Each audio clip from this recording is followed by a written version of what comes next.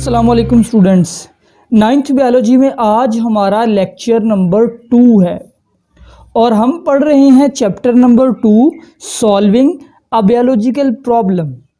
हमने पहले लेक्चर में पढ़ा था कि बायोलॉजिकल मेथड क्या होता है। बायोलॉजिकल मेथड एक ऐसे मेथड को कहते हैं जिसके अंदर हम बायोलॉजिकल प्रॉब्लम को सॉल्व करते हैं, उसका हल निकालते हैं, उसका सॉल्यूशन मालूम करते हैं। तो स्टेप्स हम लोगों ने पढ़े थे बायोलॉजिकल मेथड के, वो स्टेप्स मैं आप लोगों को एक बार सारे दोबारा से दिखा दूं। ये स्टेप हमने पढ़े थे बायोलॉजिकल मेथड के। पहला step recognition of biological problem यानी प्रॉब्लम की शनाख्त, दूसरा ऑब्जर्वेशन, तीसरा हाइपोथेसिस बनाना, चौथा डिडक्शन, पांचवा एक्सपेरिमेंट, छठा समराइजेशन ऑफ रिजल्ट और आखिरी है रिपोर्टिंग ऑफ रिजल्ट। तो आज मैं आप लोगों को इन सारे स्टेप्स की डिटेल बताने वाला हूं। पहला step recognition of biological problem. Recognition से मुराद होता है शनाख्त करना, क्योंकि ज़ाहिरी बात है बायोलॉजिकल मेथड जो है ये एक ऐसा मेथड है जिसमें हमने बायोलॉजिकल प्रॉब्लम को सॉल्व करना है। तो जब तक साइंटिस्ट के पास कोई प्रॉब्लम हो ही ना, उस वक़्त तक ये मेथड अप्लाई भी नहीं किया जा सकता। तो पहले नंबर पे तो कोई प्रॉब्लम होनी चाहिए। अब प्रॉब्लम क्या होती है? बायोलॉजिकल प्रॉब्लम से मुराद है any question related to living organism, जानदारों के बारे में कोई भी क्वेश्चन आस्क्ड बाय समवन, जो या तो कोई पूछे, किससे? फ्रॉम बायोलॉजिस्ट, जो कोई बंदा बायोलॉजिस्ट से पूछे, या केम इनटू बायोलॉजिस्ट माइंड, या बायोलॉजिस्ट के माइंड में खुद ब खुद कोई प्रॉब्लम, कोई सवाल आ जाए। मिसाल के तौर पे मैं मिसाल देता हूँ, बायोलॉजिस्ट वैसे ही बैठा हुआ है, उसके जहन में ये आ गया कि परिंदा कैसे उड़ता है, तो ये एक बायोलॉजिकल प्रॉब्लम होगी। आज के दौर की आपको मिसाल देता हूं। आज के दौर में आपको पता है कि वायरस फैला हुआ है। कौन सा वायरस? कोरोना वायरस, ये वाला जो कोविड-19 जिसको कहते हैं। तो साइंटिस्ट को ये भी एक आज के दौर की बायोलॉजिकल प्रॉब्लम ये भी है कि इसका ट्रीटमेंट क्या होगा, इस वायरस का इलाज क्या है। ये एक बायोलॉजिकल प्रॉब्लम हो गई। इसका जवाब हमें नहीं मालूम कि व्हाट इज़ ट्रीटमेंट ऑफ कोविड-19। तो सबसे पहला स्टेप अब शुरू किया जाएगा बायोलॉजिकल मेथड। पहला स्टेप बायोलॉजिकल मेथड का होगा ऑब्जर्वेशंस। ऑब्जर्वेशन से मुराद होता है मुशाहिदात। और मुशाहिदात क्या होते हैं? मुशाहिदात या ऑब्जर्वेशन एक्चुअली ऐसी मालूमात जो आप किसी एक्सपेरिमेंट के बगैर हासिल करें, किसी चीज़ के बारे में, किसी प्रैक्टिकल वर्क के बगैर जो भी इंफॉर्मेशन किसी चीज़ के बारे में मिले, वो आपकी ऑब्जर्वेशन होगी। और ऑब्जर्वेशन कैसे ली जाती है? ऑब्जर्वेशन जो है any information obtained by 5 senses. हमारी 5 सेंसेस है जिनकी मदद से ऑब्जर्वेशन ली जाती है। अब वो सेंसेस कौन कौन सी है? पहले नंबर पे विजन की सेंस। आपको पता है कि हमारे अंदर विजन यानी देखने की सलाहियत है, तो इसके लिए आई मौजूद है। हियरिंग की सेंस, किसी चीज़ को सुनकर उसके बारे में मालूमात लेना, इसके लिए कान मौजूद है। टच की सेंस, किसी चीज़ को छूकर उसके बारे में मालूमात लेना अगर पॉसिबल है। इसी तरह टेस्ट की सेंस और स्मेल की सेंस। ये टोटल 5 सेंसेस से जो भी इंफॉर्मेशन आप किसी चीज़ के बारे में ले सकते हैं, वो इंफॉर्मेशन ऑब्जर्वेशन होगी। जैसे कोविड-19 के बारे में हम उसके पेशेंट्स को देख सकते हैं, हम ये देख सकते हैं कि किन लोगों में ज़्यादा है, किन में कम है। हम कंपेयर कर सकते हैं लोगों को कि फ़लाँ मुल्क में ज़्यादा फैला, उसकी क्या वजूहात हो सकती है। ये सारा कुछ ऑब्जर्वेशन है। और याद रखिए ऑब्जर्वेशन में आप कोई बुक्स वगैरह भी पढ़ सकते हैं अगर उस टॉपिक के ऊपर पहले से किसी ने कुछ लिखा हुआ है, या इवन रिकॉल प्रीवियस नॉलेज, अगर आपका उस टॉपिक पे पहले से कोई नॉलेज है उसको भी आप रिकॉल यानी दोबारा से याद कर सकते हैं। अब बहुत ही इम्पोर्टेंट शॉर्ट क्वेश्चन, क्वालिटेटिव और क्वांटिटेटिव एनालिसिस, ऑब्जर्वेशन। ऑब्जर्वेशन की 2 किस्में होती है, क्वालिटेटिव, क्वांटिटेटिव। क्वालिटेटिव क्या होती है? क्वालिटी, खासियत को कहते हैं, किसी चीज़ की क्वालिटी, उसकी खासियत। तो ये वाली ऑब्जर्वेशन होती है क्वालिटी के बारे में। क्वांटिटेटिव कहते हैं मिकदार को, मिकदार यानी कि वैल्यू। ये जो ऑब्जर्वेशन है ये किसी चीज़ की वैल्यू, किसी चीज़ के आदादो शुमार के बारे में होती है। मैं आपको एग्जांपल दूंगा तो आपको बड़े अच्छे तरीके से समझ आ जाएगी। पहले देखिए qualitative observation, not recorded in terms of number, इनको नंबर की सूरत में रिकॉर्ड नहीं किया जा सकता। क्वालिटेटिव किसी चीज़ की क्वालिटी है, जैसे किसी चीज़ का रंग, अब रंग का कोई नंबर तो नहीं ना होता। जैसे आप कहेंगे ये जो मार्कर है ये रेड है, तो ये एक क्वालिटेटिव ऑब्जर्वेशन हो गई। ये मार्कर ब्लू है, ये भी क्वालिटेटिव ऑब्जर्वेशन हो गई। क्वांटिटेटिव क्या हो सकती है, इस मार्कर की जो लंबाई है वो 10 सेंटीमीटर है। ये कौन सी ऑब्जर्वेशन हो गई, ये हो गई क्वांटिटेटिव। तो क्वांटिटेटिव हमेशा recorded in terms of number. जैसे आप किसी को देख के कहो कि तुम मोटे हो, तो ये ऑब्जर्वेशन आपकी कौन सी है, क्वालिटेटिव। अगर आप कहो कि तुम्हारा वजन 60 किलोग्राम है, ये क्वांटिटेटिव है। फिर क्वालिटेटिव जो है ये नॉट मैयरेबल, इनको मैयर आप नहीं कर सकते। किसी चीज़ का कलर मैयर नहीं किया जा सकता, कोई चीज़ सख्त है मैयर नहीं किया जा सकता, कोई मोटा है, तो ये क्वालिटेटिव है। क्वांटिटेटिव मैयरेबल होती है, इनको आप पैमाइश कर सकते हैं। फिर क्वालिटेटिव की अगली खासियत, ये कम एक्यूरेट होती है, ये ज़्यादा दुरुस्त नहीं।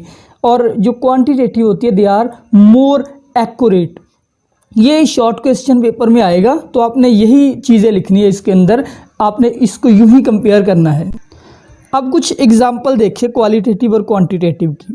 Qualitative, freezing point of water is colder than boiling point. Freezing point उस टेम्परेचर को कहते हैं जिस टेम्परेचर पे पानी जम जाता है, और बॉइलिंग पॉइंट जिस टेम्परेचर पे पानी बॉयल यानी उबलता है।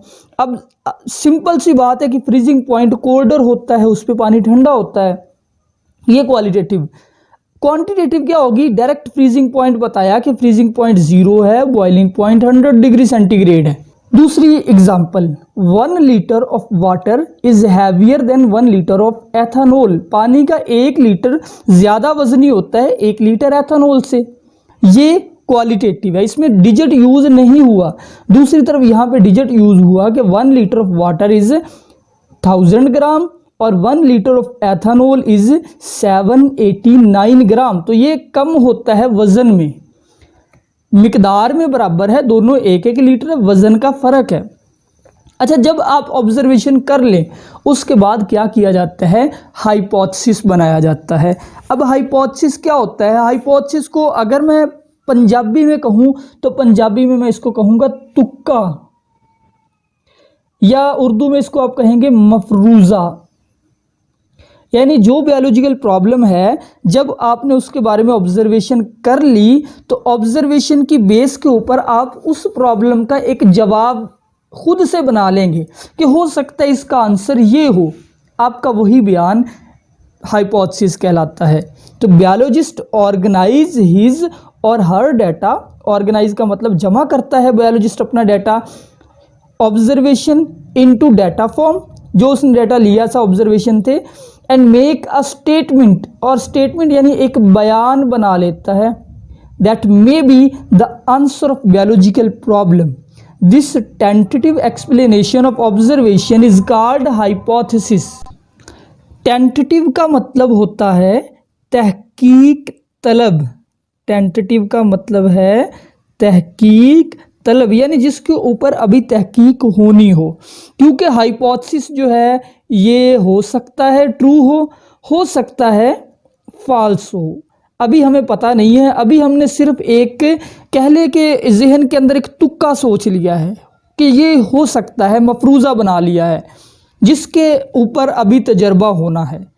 एक यहाँ से शॉर्ट क्वेश्चन ये भी है कि एक गुड हाइपोथेसिस के अंदर कौन कौन से करैक्टर होने चाहिए। एक जो अच्छा हाइपोथेसिस है उसे एक जनरल स्टेटमेंट होना चाहिए, वो एक आम सी स्टेटमेंट होना चाहिए। जैसे मिसाल के तौर पर कोरोना वायरस जो है, हम इसके ऊपर ही रिसर्च कर रहे हैं कि इसका इलाज क्या है। साइंसदानों ने ऑब्जर्वेशंस की, ऑब्जर्वेशन के बाद एक नतीजा बना लिया कि कोरोना वायरस का इलाज जो है वो लहसुन है। एग्जाम्पल मैं दे रहा हूँ, असल में ऐसा नहीं है, ठीक है। कोरोना वायरस का इलाज लहसुन है। अब ये जो उन्होंने ये एक बयान जो बनाया है, ये क्या हो गया, ये हाइपोथेसिस हो गया। अब ये एक जनरल सी स्टेटमेंट है। दूसरी बात, जो हाइपोथेसिस है ये टेंटेटिव होना चाहिए, यानी इसके ऊपर तहकीक होनी चाहिए। तीसरी बात, एग्री विद ऑब्जर्वेशन, जो आपने ऑब्जर्वेशन की थी उनसे एग्री होना चाहिए, उनके मुताबिक होना चाहिए। ये नहीं कि आपकी ऑब्जर्वेशन कुछ और है, हाइपोथेसिस आप कुछ और ही बना दे अपनी मर्जी का, नहीं, ऐसे भी नहीं होता। ये हाइपोथेसिस सिंपल सा होना चाहिए। और आखिरी, हाइपोथेसिस को टेस्टेबल होना चाहिए। टेस्टेबल से क्या मुराद है कि इसके अंदर दोनों चीज़ों की गुंजाइश होनी चाहिए, ट्रू होने की भी गुंजाइश होनी चाहिए, फॉल्स होने की भी गुंजाइश होनी चाहिए। वरना कई हाइपोथेसिस ऐसे होते हैं कि वो हर हाल में ट्रू ही होंगे, फॉल्स हो ही नहीं सकते।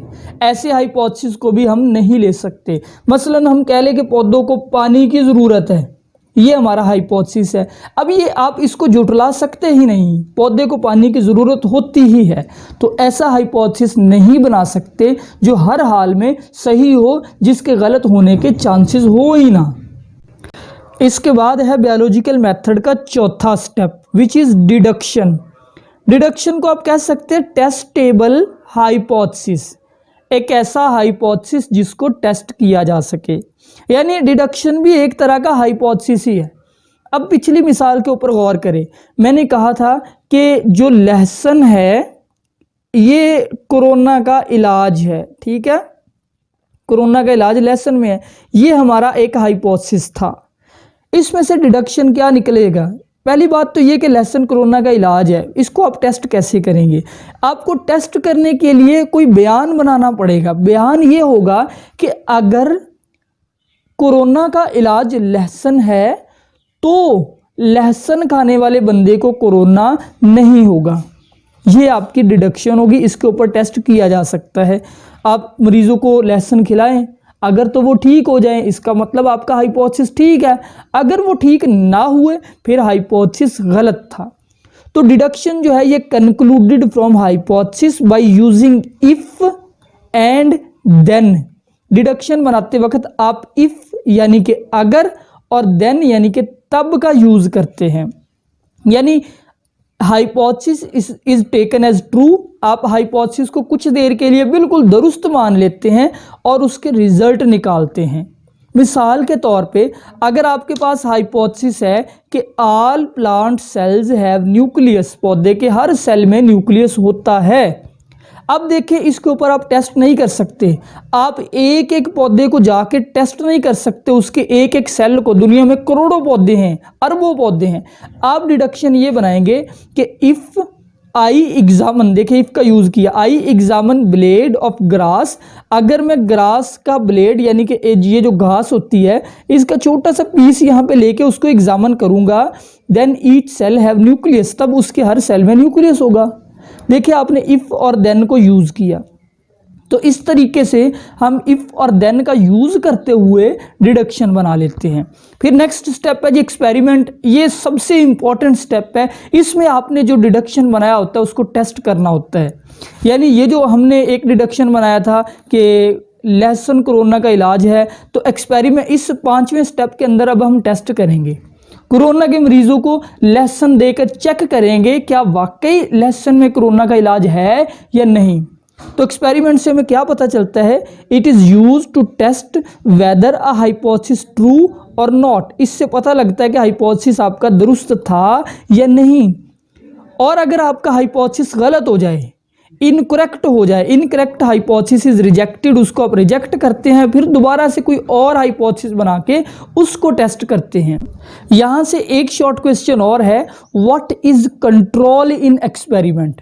अच्छा, जब भी हम किसी हाइपोथेसिस के ऊपर तजर्बा करते हैं ना, वो एक्सपेरिमेंट होता है कंट्रोल्ड एक्सपेरिमेंट। ये शॉर्ट क्वेश्चन बड़ा है मैं। अब कंट्रोल्ड एक्सपेरिमेंट क्या होता है? तजर्बा एक नहीं 2 तजर्बे किए जाते हैं। तजर्बा करने के लिए 2 ग्रुप हमें बनाने पड़ते हैं। जैसे in every experiment 2 groups are made, one is control group, एक ग्रुप का नाम होता है control group, other is experimental group. एक तजर्बे वाला ग्रुप होता है, एक कंट्रोल वाला ग्रुप होता है। बोथ ट्रीटेड एग्जैक्टली अलाइक, दोनों एक ही तजर्बा करते हैं। एक्सेप्ट का मतलब होता है अलावा, किसके अलावा? द वेरिएबल बीइंग टेस्टेड, यानी जिस चीज़ को टेस्ट किया जा रहा है उसके अलावा बाकी दोनों ग्रुप एक ही तजर्बा करते हैं। इसकी मैं आपको एग्जांपल देता हूं कि हमारे पास एक हाइपोथेसिस है कि plant need CO2 for photosynthesis, पौधों को फोटोसिंथेसिस के लिए CO2 लाजमी चाहिए, हमारा हाइपोथेसिस है। डिडक्शन क्या होगा आप खुद बना सकते हैं कि अगर, यानी if we provide CO2 to plant they photosynthesize, वो करेंगे, अगर नहीं करेंगे तब वो नहीं करेंगे, ये आपका डिडक्शन होगा। अब तजर्बा करना है, तजर्बे दो होंगे, दोनों सेम तजर्बे होंगे, सिर्फ उनमें एक चीज़ डिफरेंस होगी, वो होगी CO2। एक ग्रुप पौधों को CO2 देकर देखेगा, दूसरा नहीं देगा। तो देखिए ये दो ग्रुप, एक कंट्रोल ग्रुप, दूसरा एक्सपेरिमेंटल। कंट्रोल जो है ये CO2 प्रोवाइड कर देगा और एक्सपेरिमेंटल CO2 प्रोवाइड नहीं करेगा। तो अगर इस पौधे ने फोटोसिंथेसिस कर ली, इसने नहीं की, तो आपका हाइपोथेसिस सही था। ठीक है, इस तरह से हाइपोथेसिस को टेस्ट किया जाता है with the help of experiment. फिर अगला स्टेप है जी, छठा स्टेप हमारे पास समराइजेशन ऑफ रिजल्ट। समराइजेशन का मतलब होता है इकट्ठे करना, जमा करना। अब आपने रिजल्ट इकट्ठे करने हैं, यानी जो आपने तजर्बा किया है उससे आपके पास जो भी डाटा आया है उसको आप ग्राफ की सूरत में लगाएंगे, उसकी एवरेज वगैरह निकालेंगे, उससे रिजल्ट निकालेंगे। तो data from all groups is average, उस डाटे की एवरेज ली जाती है, उसको कंपेयर किया जाता है, उस डाटे को एनालाइज किया जाता है। कभी कभी कोई एक्सपेरिमेंट, बड़ा एक्सपेरिमेंट होता है जिसमें हम हज़ारों पौधों के ऊपर तजर्बा कर रहे हैं, तो उन सारे पौधों का डाटा लिया जाता है, उन सारे एनिमल्स का डाटा लिया जाता है, उसकी एवरेज निकाली जाती है। इस तरीके से हम रिजल्ट इकट्ठे करते हैं और फाइनल हमारे पास जो रिजल्ट आता है वो हमारा, और आखिरी स्टेप है जी तजर्बे का, बायोलॉजिकल मेथड का रिपोर्टिंग ऑफ रिजल्ट। रिपोर्ट का मतलब होता है शाया करना, यानी उसको आम करना, आप आम करना भी कह सकते हैं। मिसाल के तौर पे वो जो हम ऊपर डेंगू वाले जो बात कर रहे थे, कोरोना के इलाज के लिए लहसुन ज़रूरी है, हमने तजर्बा किया, हमारा तजर्बा फेल हो गया, यानी कि लहसुन से कोरोना का इलाज नहीं हुआ। ठीक है, या अब साइंसदानों ने कोई और एक्सपेरिमेंट किया, उनको सही इलाज मिल गया। जब मिल जाता है ना ऐसी किसी बीमारी का इलाज या किसी मसले का हल मिल जाता है, फिर बायोलॉजिस्ट उसकी रिपोर्टिंग भी करते हैं, यानी उसको पब्लिश करते हैं, publish there finding into journals. Journal का मतलब होता है रिसाले, उसको रिसाले में शाया करते हैं, बुक्स उसके ऊपर लिखते हैं, उसको मीटिंग्स में डिस्कस करते हैं, उसको यूनिवर्सिटीज़ में डिस्कस करते हैं, कॉलेजेस में बताते हैं, उसके ऊपर TV प्रोग्राम्स करते हैं, ताकि सारी दुनिया को पता चले कि किसी मसले का, उस बायोलॉजिकल प्रॉब्लम का हल क्या था। अच्छा, इसका भी एक फ़ायदा है, रिपोर्टिंग का क्या फ़ायदा है, इससे जो दूसरे लोग होते हैं ना, other peoples, allow other peoples to verify result, वो उन रिजल्ट्स को वेरीफाई करते हैं एंड सॉल्व देयर प्रॉब्लम, और अपने मसाइल को हल करते हैं। मिसाल के तौर पर बायोलॉजी ने हमें बताया है कि ये जो मलेरिया है इसकी वजह मस्कीटो होते हैं, इसकी वजह जो है वो मच्छर होते हैं, ये मलेरिया को ट्रांसमिट करते हैं, फैलाते हैं। अब ये बात आम लोगों को भी बायोलॉजिस्ट ने बताई है, इसके ऊपर बुक्स लिखी है, आपको गूगल के ऊपर लिखा हुआ मिल जाएगा कि मच्छर की वजह से मलेरिया फैलता है। तो आम लोगों को जब इस तरह के साइंटिफिक रिजल्ट पता चलते हैं तो वो उस प्रॉब्लम को सॉल्व खुद भी करते हैं और उससे बचते भी हैं। तो ये लेक्चर कंप्लीट हुआ बायोलॉजिकल मेथड। आप सारे स्टेप्स को याद रखें, इससे नेक्स्ट लेक्चर में हम इस मेथड को अप्लाई करके एक जो मलेरिया वाली एग्जांपल पढ़ेंगे। अगर आपका कोई अभी कॉन्सेप्ट रह गया है या किसी बात की समझ नहीं आई कि इस मेथड को कैसे यूज़ करना है, आपको टोटली अच्छे तरीके से समझ आ जाएगी अगले लेक्चर में। अल्लाह हाफिज़।